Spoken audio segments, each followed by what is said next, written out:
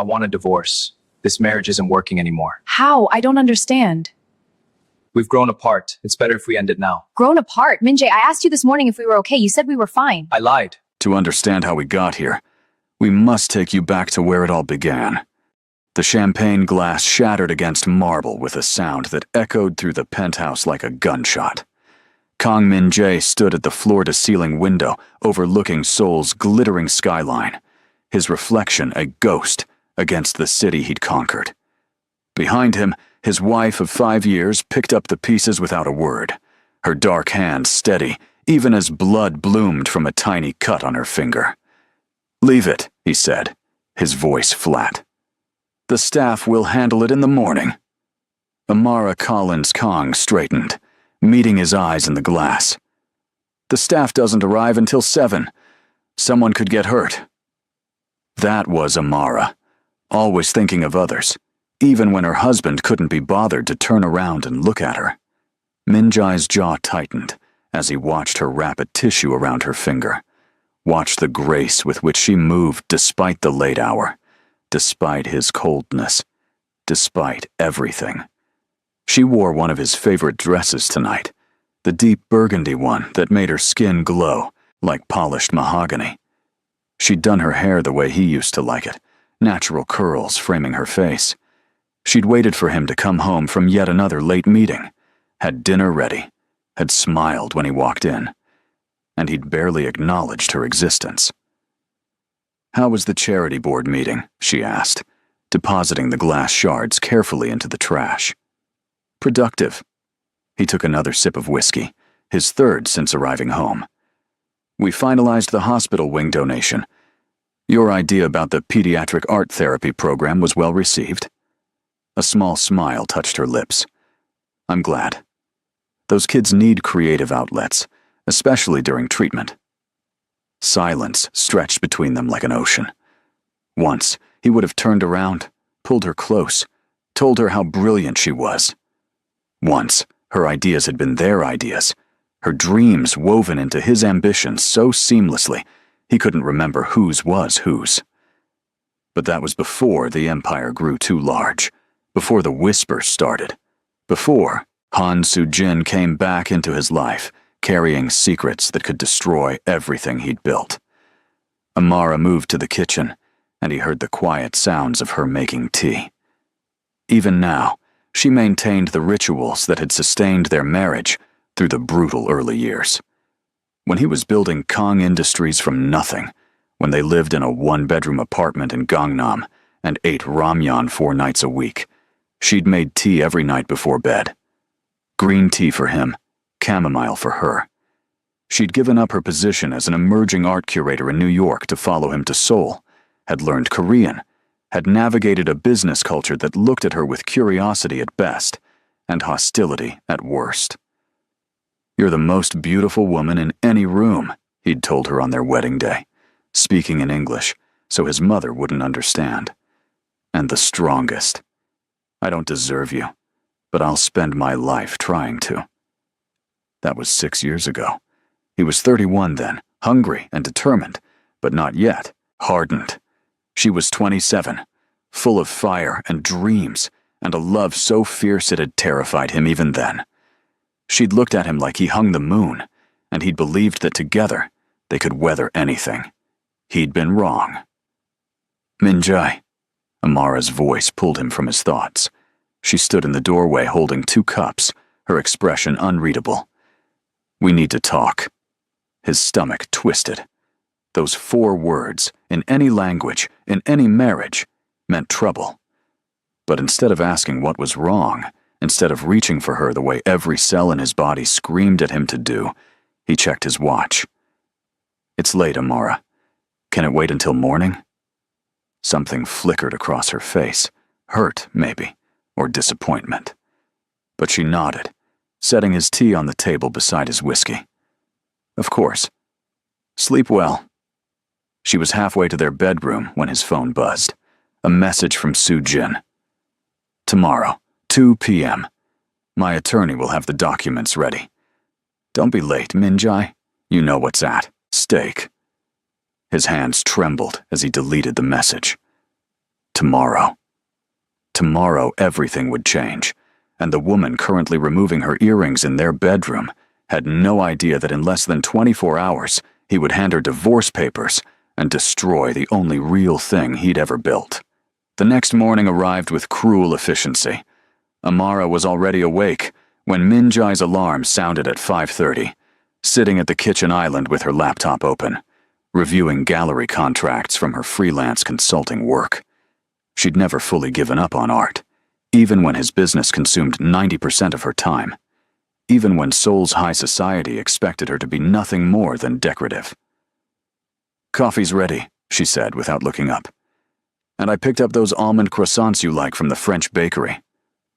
He should have known then, should have recognized that she was trying, that despite his increasing distance, despite the rumors she must have heard about Soo-jin's return, she was still fighting for their marriage. But cowardice has a way of blinding men to the best things in their lives. "I have an early meeting," he'd lied, grabbing his briefcase. "Don't wait up tonight." "Min Jai?" Her voice stopped him at the door. When he turned, her dark eyes searched his face with an intensity that made him want to confess everything. "Are we okay?" The question hung in the air like smoke. He could tell her now. Could explain about Soo-jin's blackmail, about the documents she had from his early business dealings, the ones that proved his first major contract had been secured through methods that, while not technically illegal, would destroy his reputation and tank Kang Industries' stock price. He could tell Amara that Soo-jin wanted him back, that she'd waited 7 years to return to Korea with enough ammunition to force his hand, that the price of his empire's survival was their marriage. Instead, he said, "We're fine. Just stressed with the merger." The merger. Another lie. There was no merger, just a desperate man trying to convince himself that sacrificing love for power was the only choice he had. Amara nodded slowly, but her expression said she didn't believe him. "Okay. I love you." The words were a knife to his chest. "Love you too." He left before she could say anything else, before the guilt could paralyze him completely. The law office where Soo-jin waited was in Gangnam, all glass and steel and modern minimalism. She sat in the conference room like a queen holding court, her designer suit perfectly pressed, her hair styled in the sleek bob she'd always favored. At 33, she was as beautiful as he remembered, but there was a hardness around her eyes now, a calculating coldness that had never been there when they dated in university. "Min Jae," she smiled, but it didn't reach her eyes. "Right on time. I appreciate punctuality." He sat across from her, his attorney beside him looking uncomfortable. "Let's get this over with." Soo-jin slid a folder across the table. "Divorce papers for you and Amara. Filed quietly, citing irreconcilable differences. A generous settlement for her. $50 million should ease the sting. In exchange, she signs an NDA and disappears from Korean business circles." "Amara will never take the money," he said, even though part of him hoped she would. It would make this easier, somehow, if she proved to be like everyone else. "Then she's even more foolish than I thought." Soo-jin's smile sharpened. "You married beneath you, Min Jae. Everyone knows it. A black American, nobody with no family connections, no business value. What were you thinking?" Rage flooded through him so suddenly he saw red. "Watch your mouth." "Or what? You'll refuse to sign and let me destroy everything you've built." She leaned forward. "I have the emails, Min Jae. I have the proof that you bribed those city officials for the Hanam development contract. I have the evidence that will send you to prison and reduce Kang Industries to rubble. All I want in return is what should have been mine 7 years ago. You. You left me," he said through gritted teeth. "You chose to study in Paris instead of staying. You made your choice. And I'm correcting that mistake now." She stood, smoothing her skirt. "You have 48 hours to serve Amara the papers. If you don't, I go public. It's quite simple, really." He wanted to flip the table, wanted to tell her to go to hell, wanted to choose Amara and face whatever consequences came. But the fear was too strong. Fear of losing his company, his reputation, everything he'd clawed his way up from poverty to achieve. He was the son of a factory worker and a seamstress, the first in his family to attend university, the first to build something that mattered. Kong Industries employed 3,000 people. 3,000 families depended on him. At least, that's what he told himself as he took the folder and left without another word. Amarapur was in the garden when he arrived home that evening, tending to the roses she'd planted their first spring in the penthouse. She wore old jeans and a faded Columbia University t-shirt, dirt smudged on her cheek, looking more beautiful than any woman in a ball gown. The late afternoon sun caught the gold in her wedding ring as she pruned dead blooms, humming softly to herself. He stood in the doorway watching her, memorizing this moment. Tomorrow, he would destroy this. Tomorrow, this garden would belong to someone else, and Amara would be gone, and he would have chosen power over the only person who'd ever loved him when he had nothing. "You're home early," she said, glancing up with surprise. "Everything okay?" Nothing was okay. Nothing would ever be okay again. "Amara, come inside. We need to talk." She must have heard something in his voice because her expression shifted, became guarded. She set down the pruning shears and followed him into the living room, still wearing her gardening gloves, as if she knew she'd want armor for whatever came next. He'd rehearsed this, had planned to be cold, efficient, to rip the bandage off quickly. But when she sat across from him, when those intelligent eyes met his with a mixture of concern and love, the words died in his throat. "Min-jae, you're scaring me. What's wrong?" He placed the envelope on the coffee table between them. "I want a divorce." Silence. Amara stared at the envelope like it was a snake, her face draining of color. When she finally spoke, her voice was barely a whisper. "What?" "I want a divorce," he repeated, hating himself more with each word. "This marriage isn't working anymore. We've grown apart. It's better if we end it now, cleanly." She removed her gardening gloves slowly, her hands trembling. "Grown apart? Min-jae, I asked you this morning if we were okay. You said we were fine." "I lied." The words hit her like a physical blow. He watched her flinch, watched her wrap her arms around herself as if trying to hold her breaking heart inside her chest. "Is there someone else?" she asked. "Yes." "No, it's complicated. None of the answers would help." "That's not relevant." "Not relevant?" Her voice rose, anger finally breaking through the shock. "I'm your wife. I gave up my career, my country, my entire life to support you. I learned a new language, navigated a culture that sees me as an outsider at best, faced racism and xenophobia so you could build your empire without distractions. And you're telling me whether you're fucking someone else isn't relevant?" He'd never heard her curse before. In 5 years of marriage, through all the stress and pressure, she'd maintained a grace that had awed him. Seeing her composure crack was worse than any accusation. "There's a settlement offer in the envelope. $50 million. You'll be comfortable." Amara laughed, a broken, bitter sound. "You think I want your money? You think I married you for wealth?" She stood, pacing. "I married you when you had nothing, Min-jae. When we ate convenience store meals and shared a bathroom with 3 other tenants. I married you because you were brilliant and kind, and you looked at me like I was your whole world. What happened to that man?" He wanted to tell her that man died the moment he realized his empire was built on quicksand, that one wrong move could topple everything, that he was weak and terrified and choosing survival over love. But instead, he said, "People change."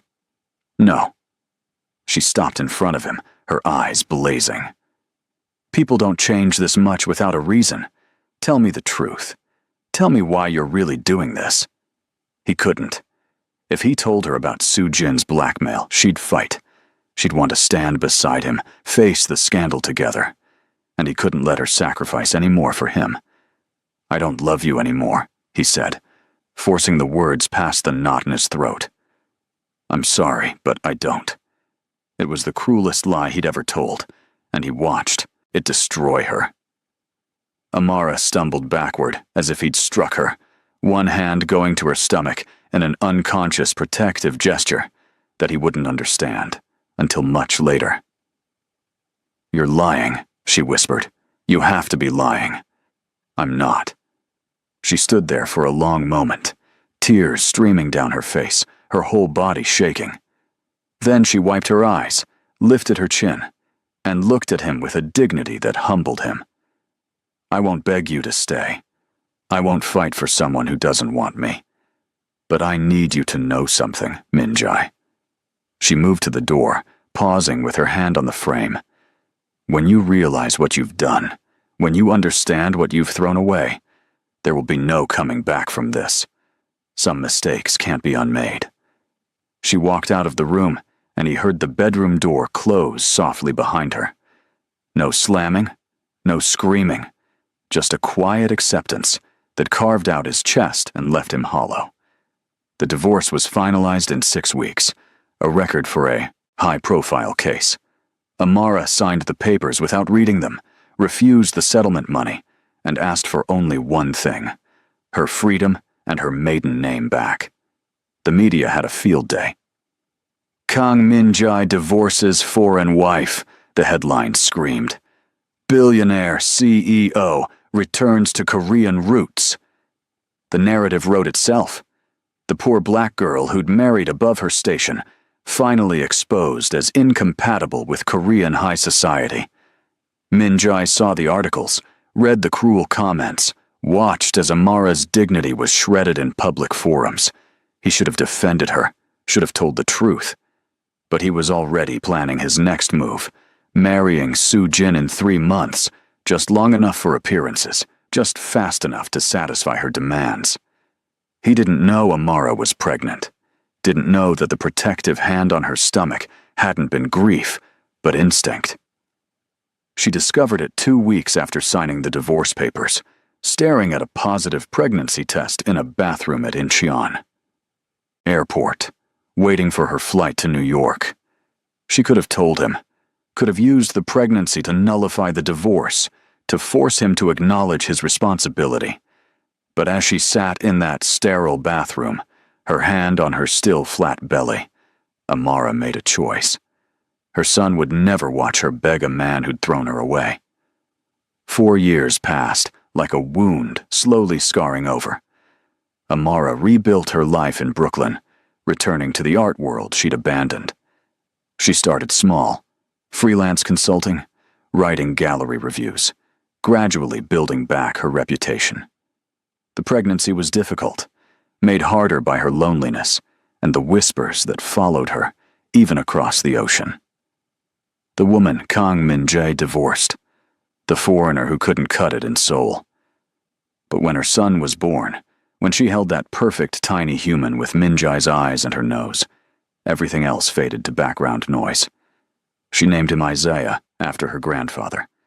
No Korean name, no acknowledgement of the father who'd discarded them both.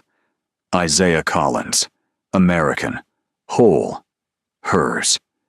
Single motherhood was brutal. There were days when she survived on 3 hours of sleep and peanut butter sandwiches, when Isaiah's daycare costs meant she couldn't afford new shoes, when the weight of doing it all alone crushed her so completely she cried in the shower to hide it from her son. But there were also moments of pure joy. Isaiah's first word, Mama, his first steps into her arms, his first drawing, a lopsided family of 2.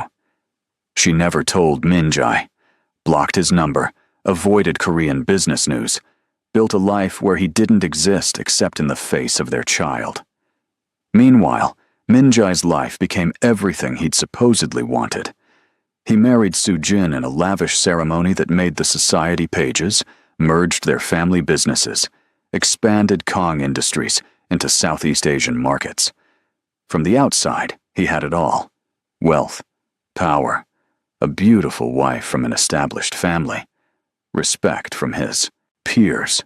From the inside, he was dying slowly. Soo-jin revealed her true nature within months of the wedding. She was controlling, obsessed with social status, cruel to the staff. She criticized everything: his clothes, his colleagues, the way he ate, the time he spent at the office. She wanted a trophy husband, a business asset, not a partner.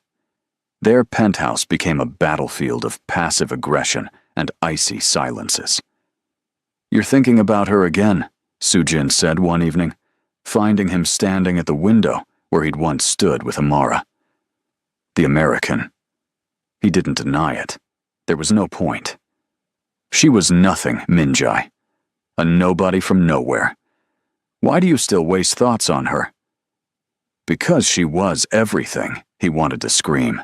Because she loved me when I had nothing, believed in me when I doubted myself, made this empty penthouse a home. Because I destroyed the best thing in my life for a woman who sees me as a business merger. But he said nothing, just poured another whiskey and wondered where Amara was, if she'd found someone worthy of her, if she ever thought of him. He had no idea he had a son learning to read, learning to tie his shoes, learning that his mother was strong enough to be both parents. The charity gala in Geneva was Soo-jin's idea. "Networking," she'd said. "The European market is expanding. We need visibility." Min-jae had agreed, because it meant a week away from Seoul, from his suffocating marriage, from the constant reminder that he'd traded love for a prison of his own making. The event was held in a historic hotel overlooking Lake Geneva, attended by billionaires and philanthropists from around the world. Min-jae had prepared his usual networking smile, his practiced small talk, his ability to discuss profit margins while appearing interested in humanitarian efforts. He was accepting a champagne flute from a waiter when he saw her. Amara stood near the terrace doors in a stunning emerald gown that complemented her skin, like it was designed specifically for her. Her hair was different, shorter, more sophisticated, and there was a confidence in her posture that hadn't been there before. She was speaking with a European gallery owner, laughing at something he said, and Min-jae's world tilted on its axis. 4 years. 4 years of convincing himself he'd made the right choice, that Amara had been a beautiful mistake, that he was better off without her. 4 years of lies that evaporated the moment he saw her smile. Then a small boy ran up to her, wrapping his arms around her legs.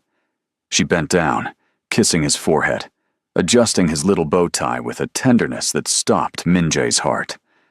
The boy had his eyes, his exact eyes.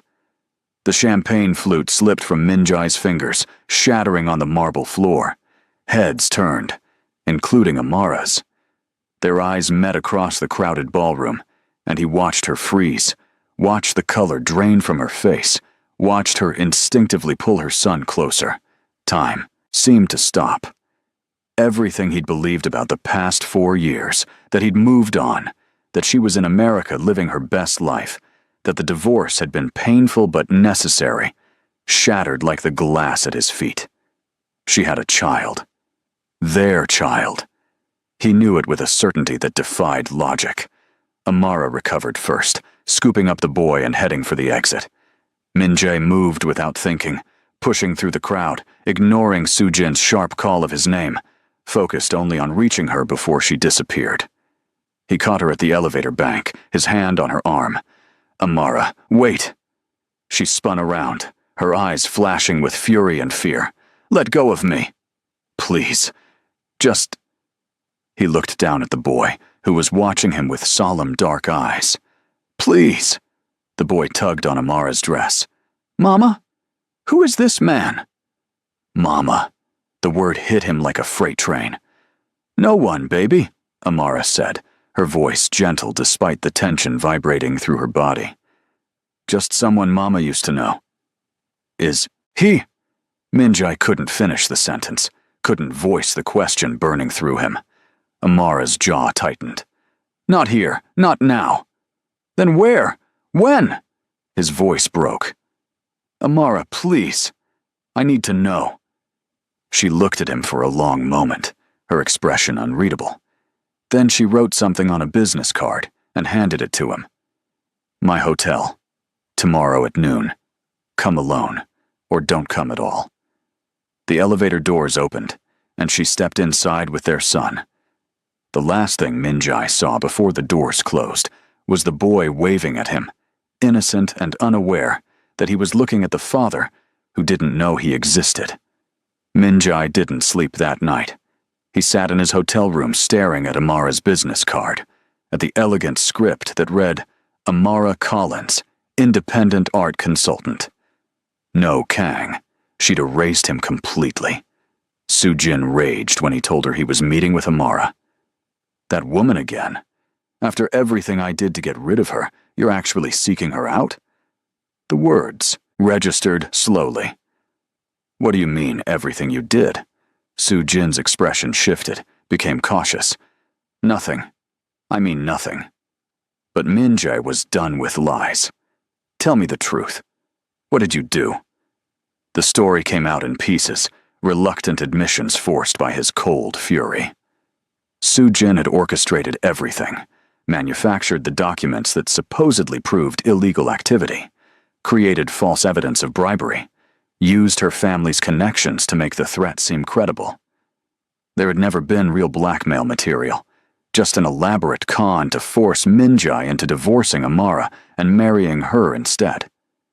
"I loved you," Soo-jin said, as if that justified destroying lives. "I wanted you back. I did what I had to do." Minjai looked at the woman he'd sacrificed everything for and felt nothing but disgust. "I want a divorce." "You can't." "I can. I will. Get out of my sight." He was at Amara's hotel at 11:30 the next morning, unable to wait another minute. She answered his, Nok wearing jeans and a sweater, no makeup, looking tired and beautiful, and so far beyond his reach, it hurt to breathe. "You're early," she said. "I couldn't wait." "Is he?" "Isaiah is with my friend. We're alone." She stepped back, letting him enter. "You have questions. Ask them." "Is he mine?" "Yes." The simple answer destroyed him. "Why didn't you tell me?" Amara moved to the window, her arms wrapped around herself. "Why would I? You made it clear you didn't want me. You made it clear our marriage was a mistake. What was I supposed to do, Minjai? Show up pregnant and beg you to love me again? Force you to stay out of obligation? I had a right to know. You had a right to nothing." She spun around, tears streaming down her face. "You divorced me. You stood in our home and told me you didn't love me anymore. You let the media destroy my reputation, let them call me a gold digger and worse, and you said nothing. You erased 5 years of marriage like it meant nothing. So tell me, what right did you think you earned?" He wanted to explain about Soo-jin's blackmail, about his fear, about the impossible choice he thought he was making, but the words felt hollow now. "I thought I was protecting you." "Protecting me? From what?" Soo-jin had evidence, documents that would have destroyed Kang Industries, sent me to prison. She said if I didn't divorce you and marry her, she'd go public. Amara stared at him. "So you sacrificed our marriage to save your company." "It wasn't just the company. It was 3,000 employees, families who depended on you being a coward?" Her voice was cold now, analytical. "Did you verify these documents? Consult a lawyer? Investigate her claims? Or did you just accept her word and throw away your wife like garbage?" He had no answer because they both knew the truth. He'd been scared, and he'd taken the path of least resistance. "The documents were fake," he admitted. "There was never any real blackmail. Soo-jin manufactured everything to get me back." Amara laughed, a broken sound that made him flinch. "So you divorced me for nothing. You destroyed our marriage, my reputation, my trust, for absolutely nothing. I'm sorry. God, Amara, I'm so sorry." "Sorry?" She moved closer, her eyes blazing. Do you know what the last 4 years have been like? Do you have any idea? I was pregnant and alone in a foreign country. I worked 3 jobs while going through morning sickness. I gave birth by myself because I had no family here, no support system. I've raised our son on my own. Sleepless nights, sick days, every milestone and challenge alone. Because you decided I wasn't worth fighting for. I'll fix it. I'll fix everything. I'm divorcing Sujin. I'll marry you again, give you everything. Acknowledge Isaiah publicly. Whatever you need, I don't need anything from you. The words were quiet, final, and they shattered him more completely than anything else she could have said. Please, he whispered, sinking to his knees before her. Please, Amara. I love you. I never stopped loving you. I was weak and stupid, and I made the worst mistake of my life. But I love you. I love our son. Give me a chance to make this right. She looked down at him with an expression that was somehow worse than anger, pity mixed with profound sadness. You want to make it right? Here's how you make it right. You sign legal documents acknowledging Isaiah as your son. You set up a trust fund for his future. You be a father to him, consistent, present, reliable. And you let me go. No. No, I can't. You can, and you will. She stepped back, putting distance between them. I survived you destroying me once, Minjai. I won't give you the chance to do it again. I rebuilt my life from nothing. I learned that I don't need a man to validate my worth, that I am enough on my own, that I can be both mother and father to my child if necessary. Our child. My child. Who I will allow you to know, because he deserves a father. But I won't be part of that equation. You'll have access to Isaiah, supervised at first, then we'll see. But not to me. Never to me again. He wanted to argue, to fall at her feet and beg until she relented. But looking at her now, at the strength she'd forged from his betrayal, he understood that begging would only insult her further. Can I meet him? Properly? She considered this. Tomorrow. I'll bring him to the park near here at 2 o'clock. You can tell him who you are. But Minjai? Her voice hardened. If you hurt him, if you disappoint him, if you prove to be as unreliable a father as you were a husband, I will cut you out of our lives completely. Lawyers, restraining orders, whatever it takes. He's my priority. Not you, not your feelings, not your regrets. Him. Only him. I understand. She walked to the door, opening it. Goodbye, Minjai. Amara, wait. He stood, desperate. Is there really no chance? In the future, after I've proven myself, could we? No. She met his eyes steadily. You taught me an important lesson when you divorced me. You taught me that I deserve someone who chooses me first, every time without hesitation. You taught me that love without courage is worthless. You taught me that I am strong enough to walk away from someone who doesn't value what we had. She smiled sadly. Thank you for that lesson. It was painful, but it made me who I am now. And who I am now would never take you back. The door closed between them with a soft click that sounded like the end of the world. The meeting in the park the next day was simultaneously the best and worst moment of Minjai's life. Isaiah was shy at first, hiding behind Amara's legs, but he gradually warmed up when Minjai asked about the toy car he was holding. It's a race car, Isaiah explained solemnly. Mama got it for me when I learned all my numbers to 20. That's very impressive. You must be very smart. Mama says I get it from her, Isaiah said matter-of-factly, and Minjai caught Amara's small smile. They sat on a park bench while Isaiah played nearby, close enough to watch, but far enough to give them privacy. He's incredible, Minjai said, unable to take his eyes off his son. He is. He looks like me. Unfortunately. There was no venom in her voice, just tired acceptance. Amara, don't. She cut him off gently. We're not doing this. We're here so you can meet your son. That's all." They sat in silence, watching Isaiah chase pigeons, his laughter bright and pure. "Does he ask about his father?" Min-jae finally asked. "Sometimes. I told him his father lived far away and couldn't be here, but that it wasn't because he didn't love him." She glanced at Min-jae. "I've never said anything bad about you to him. That's not the kind of mother I am. You're an amazing mother. I know." The quiet confidence in her voice humbled him. This was the woman who'd once doubted herself, who'd asked his opinion on everything, who'd looked to him for validation. She'd grown into someone who knew her worth, and he'd lost the right to witness that transformation. Over the next 6 months, Min-jae flew to wherever Amara and Isaiah were, New York, London, Paris, for weekly visits with his son. Each meeting was supervised, professional, carefully boundaried. He learned that Isaiah loved dinosaurs and hated broccoli, that he wanted to be an astronaut when he grew up, that he had his mother's kindness and his father's stubbornness. And each meeting, he watched Amara from a distance, watched her laugh with Isaiah, watched her live a full life that no longer included him.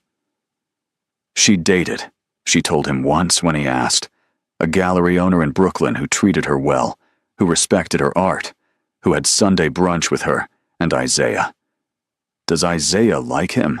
Min-jae asked, hating the jealousy burning through him. "Isaiah likes anyone who's kind to him and his mother," Amara replied.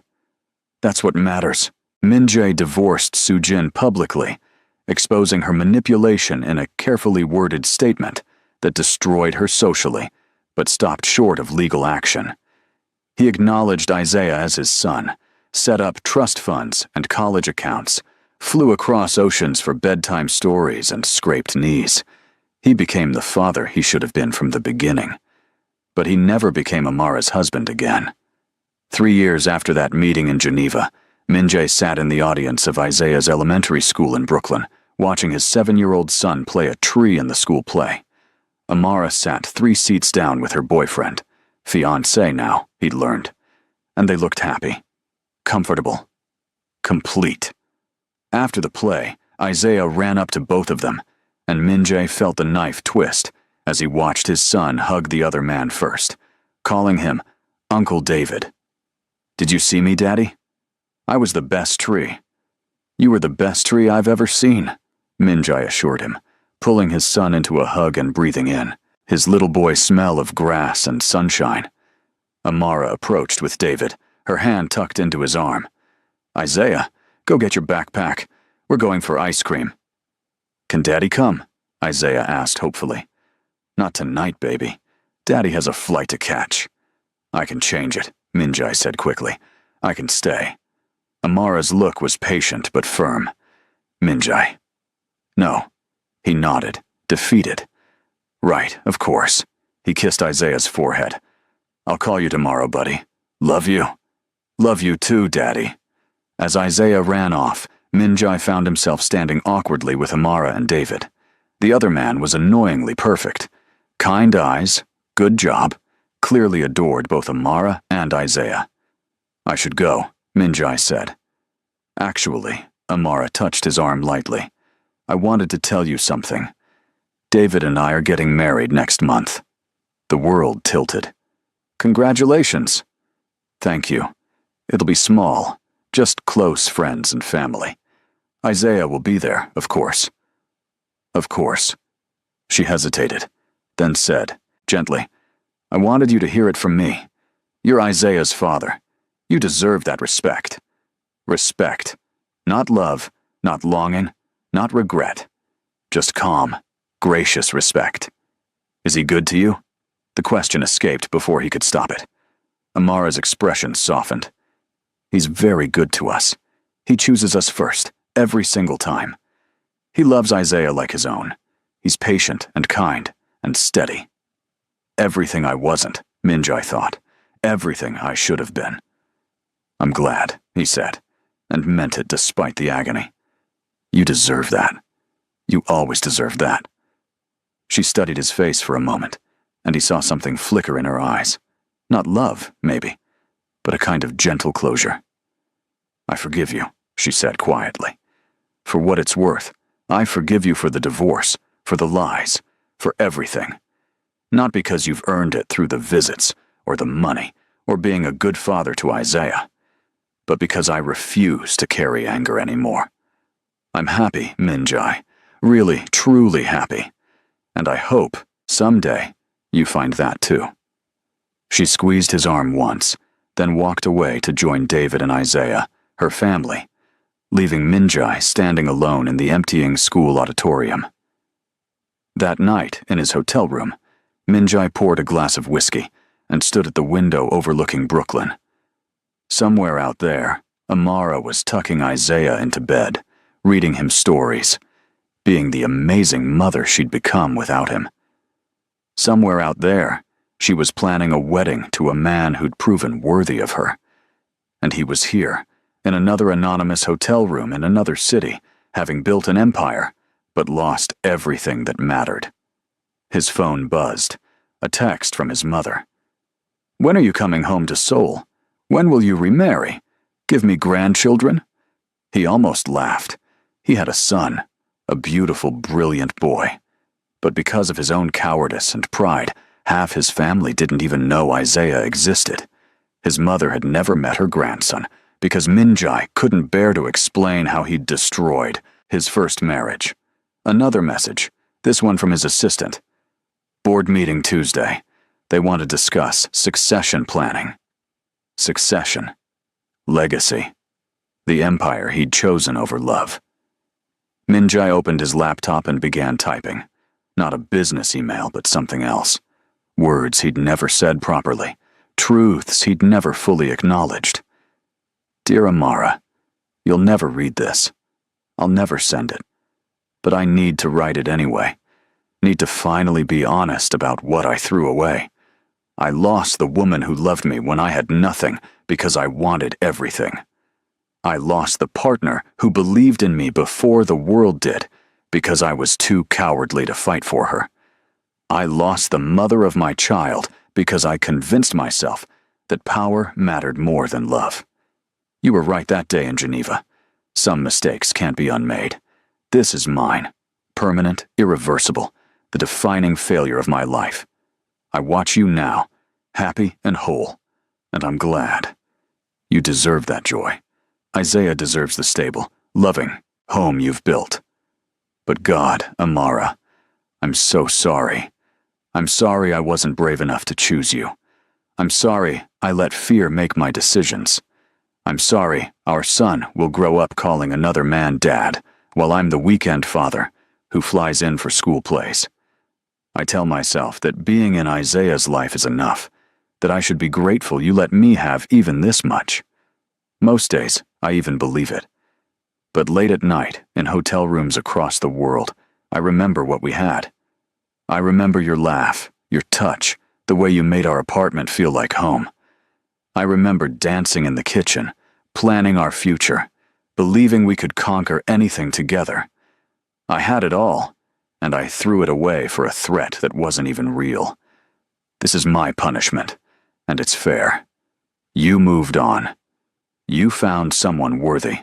You built a life that doesn't need me.